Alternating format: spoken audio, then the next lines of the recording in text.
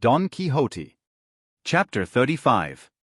There remained but little more of the novel to be read, when Sancho Panza burst forth in wild excitement from the garret where Don Quixote was lying, Shouting, "Run, sirs!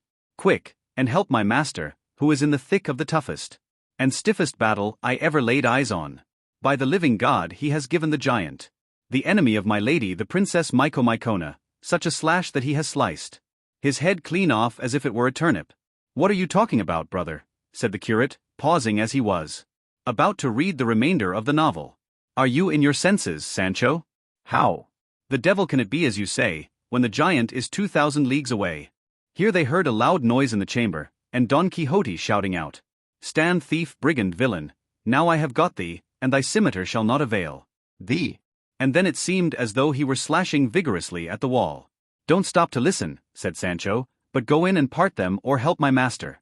Though there is no need of that now, for no doubt the giant is dead by this time, and giving account to God of his past wicked life, for I saw the blood flowing on the ground, and the head cut off and fallen on one side, and it is as big as a large wine-skin."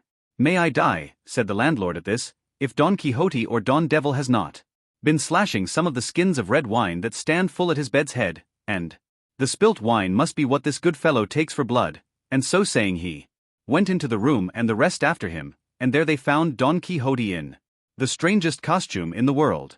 He was in his shirt, which was not long enough in front to cover his thighs completely and was 6 fingers shorter behind.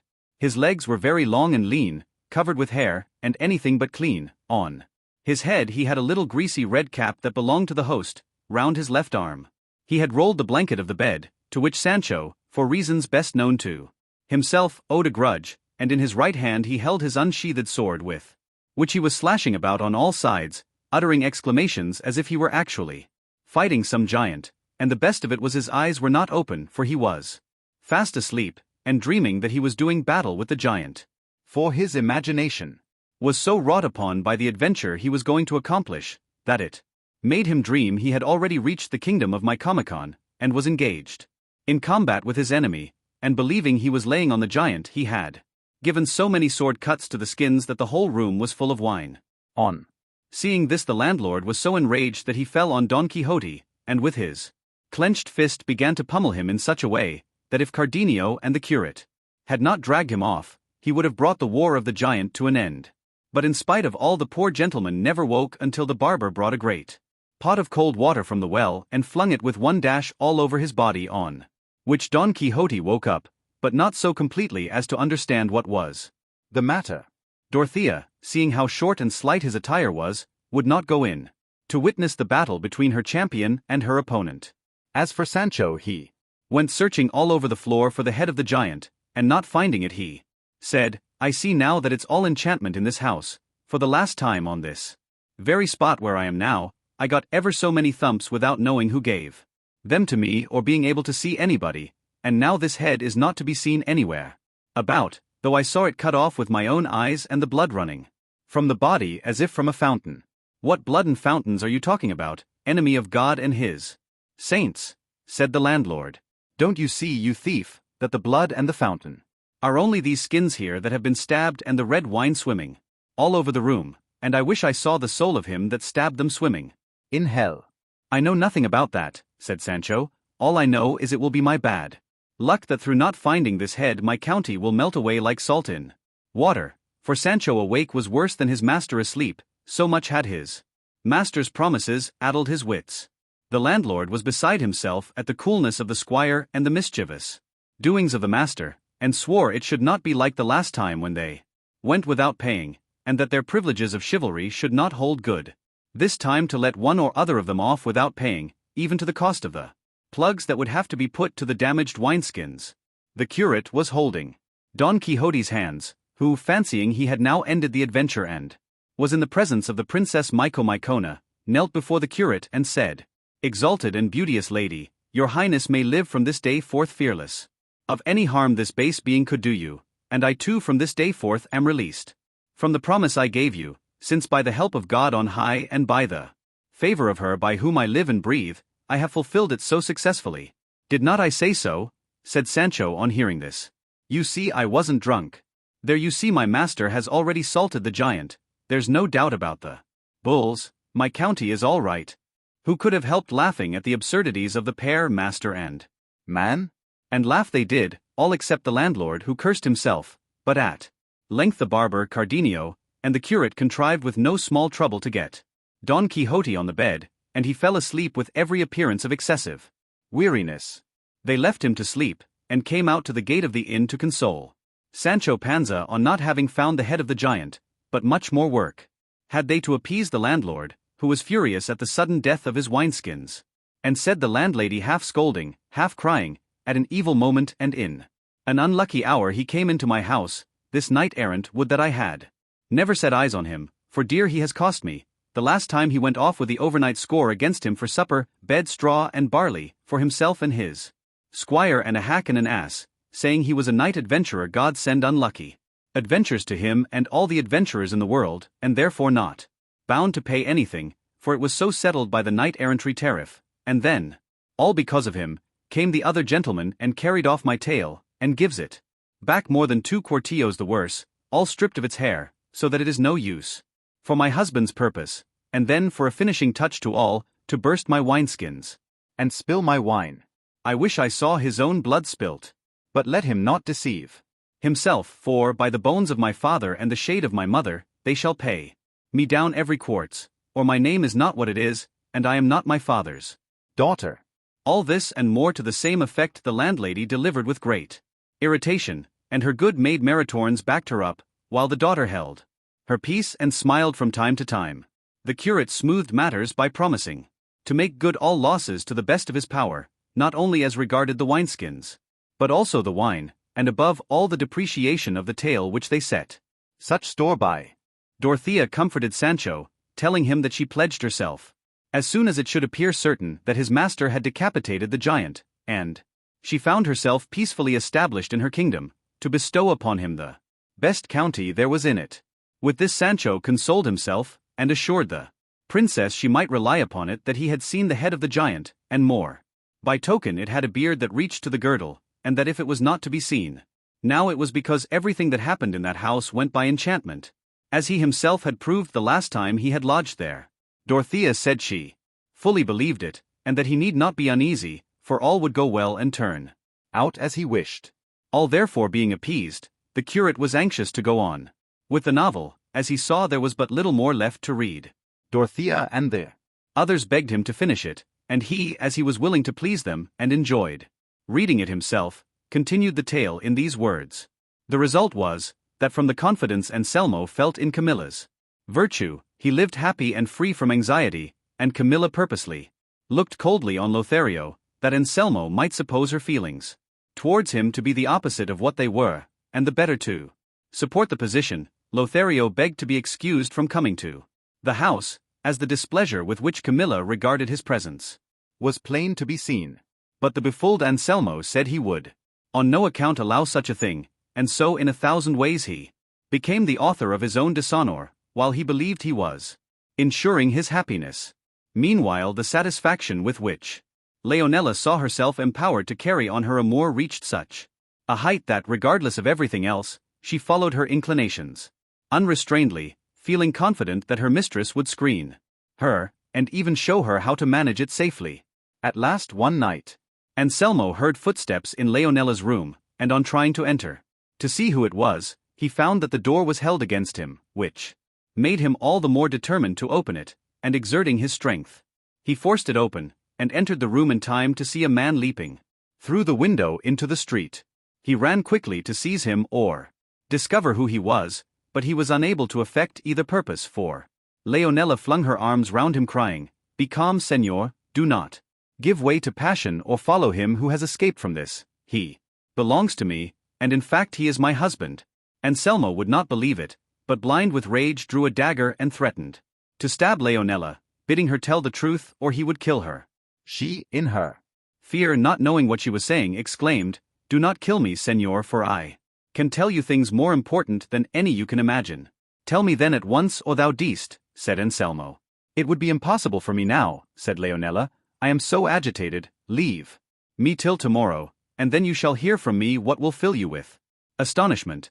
But rest assured that he who leaped through the window is a young man of this city, who has given me his promise to become my husband. Anselmo was appeased with this, and was content to wait the time she asked of him, for he never expected to hear anything against Camilla, so satisfied and sure of her virtue was he, and so he quitted the room and left Leonela locked in, telling her she should not come out until she had told him all she had to make known to him. He went at once to see Camilla, and tell her as he did, all that had passed between him and her handmaid, and the promise she had given him to inform him matters of serious importance.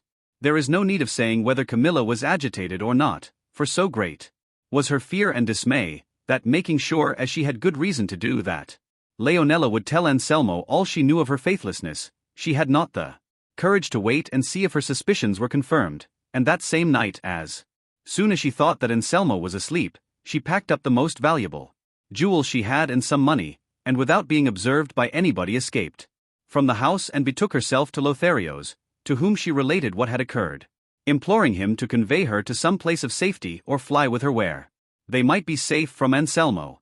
The state of perplexity to which Camilla reduced Lothario was such that he was unable to utter a word in reply, still less to decide upon what he should do.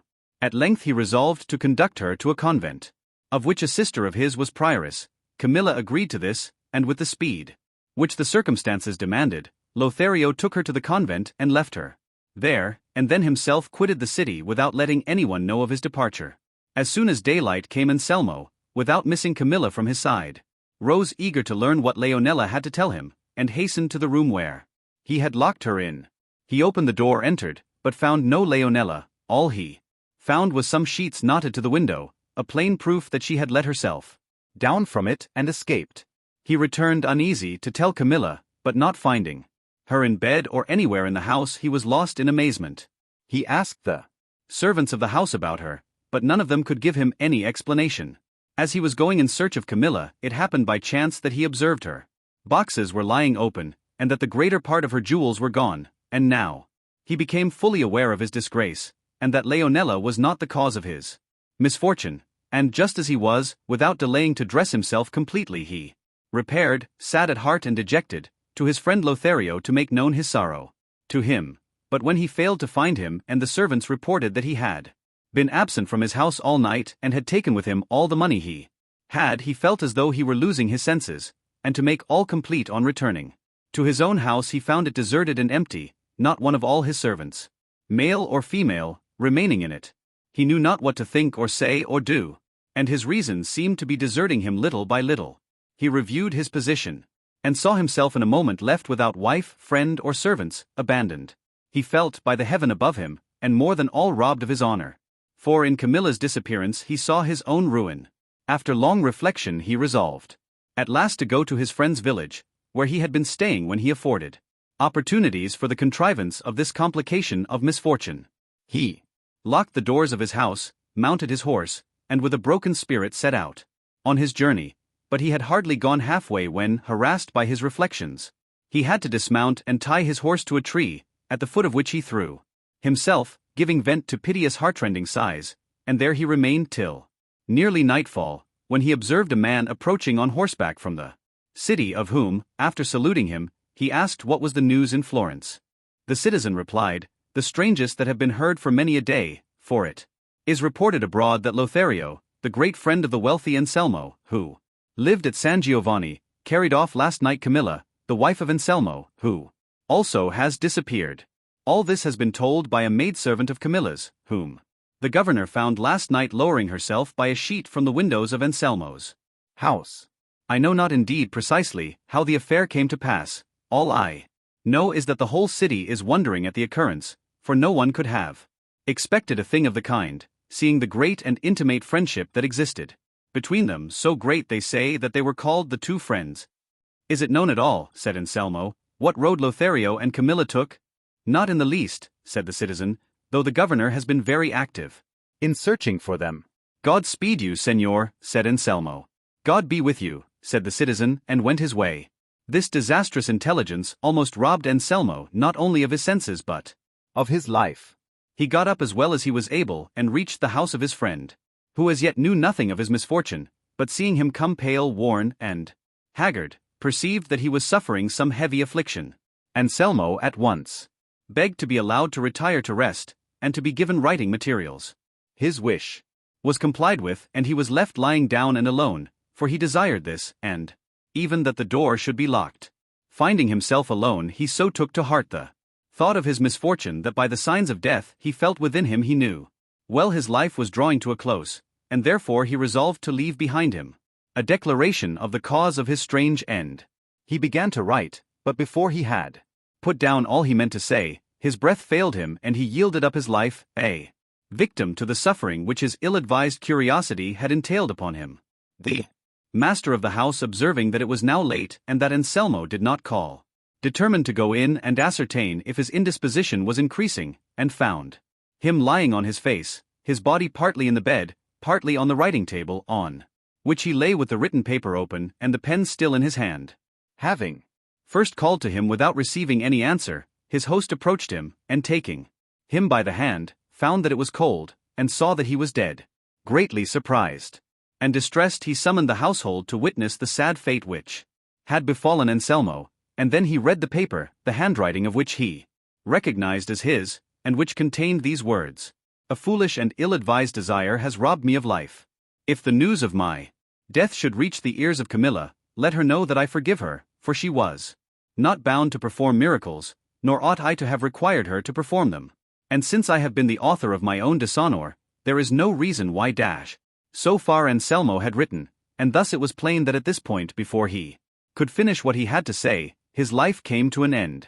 The next day his friend sent intelligence of his death to his relatives, who had already ascertained his misfortune, as well as the convent where Camilla lay almost on the point of accompanying her husband on that inevitable journey, not on account of the tidings of his death, but because of those she received of her lover's departure. Although she saw herself a widow, it is said she refused either to quit the convent or take the veil, until, not long afterwards, intelligence reached her that Lothario had been killed in a battle in which M. de Lautrec had been recently engaged with the great Captain Gonzalo Fernandez de Cordova in the kingdom of Naples, whither her too late repentant lover had repaired. On learning this, Camilla took the veil, and shortly afterwards died, worn out by grief and melancholy. This was the end of all three, an end that came of a thoughtless beginning. "I like this novel," said the curate, "but I cannot persuade myself of its truth. And if it has been invented, the author's invention is faulty, for it is impossible to imagine any husband so foolish as to try such a costly experiment as Anselmo's. If it had been represented as occurring between a gallant and his mistress it might pass, but between husband and wife there is something of an impossibility about it. As to the way in which the story is told, however, I have no fault to find.